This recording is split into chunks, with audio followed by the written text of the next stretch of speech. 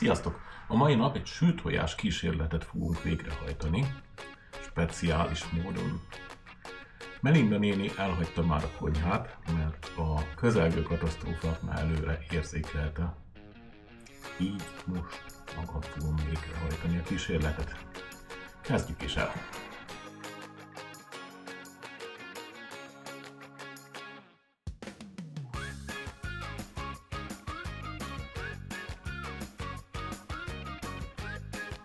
Ugye nem gondoltátok, hogy a tojások kiugrálnak a tojástartóból, felterik magukat, beleugrálnak a tányérba és felverik saját magukat. Persze, hogy nem én voltam. Ha! Szóval, a kísérlet. Felvártuk a tojásokat. Jó szépen, alaposan, egyformán. Én úgy vagyok vele, szoktam beletenni még nem ezt. Nem azt, másikat. Nem cukrot. Cukrot nem teszünk bele.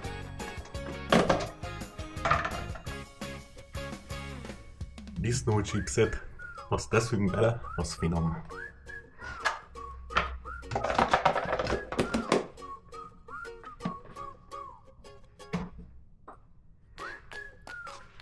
Tehát elindítjuk a tűzhelyet. Bemelegszik. Igen, az olaj is kiöntötte magát, és ment a serpenyőre. És még vissza is ment a helyére a polcra. Lényeg.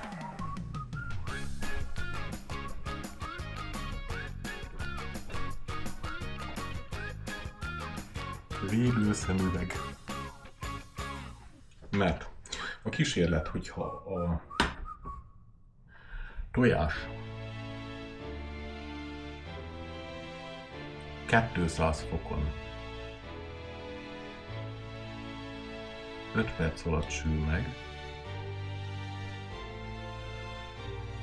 akkor 6000 fokon 1 másodperc alatt. Na, ezt fogjuk most kipróbálni. Melegszik, melegszik. Melegszik a tojás. A tojás még nem melegszik, még csak az olaj melegszik. Tehát jelentősen lehet időt spórolni vele, hogyha 6000 fokon sütjük meg a tojást. Mert akkor gyakorlatilag 1 másodperc alatt kész van, és finoman lehet enni. Kell hozzá még a varázspálca. A varázspálca. Áhá. Na, akkor szorítsatok, a kísérlet kezdődik. 3, 2, 1.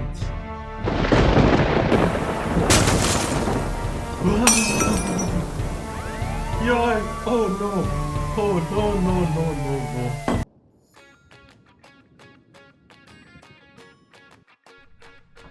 Hát én azt hiszem, hogy a kísérlet sikerült. Elkészült, még a tűzoltók is jól laktak. Egy fogyókúrás tanácsot tudok még megosztani veletek. Egyre többször olvasom, több helyen olvasom, hogy a kenyér az hízlalhat. Így a nutellát kenyér nélkül kell lenni. Akkor nem hízlal. Üdv mindenkinek! Rövidesen újra jelentkezünk.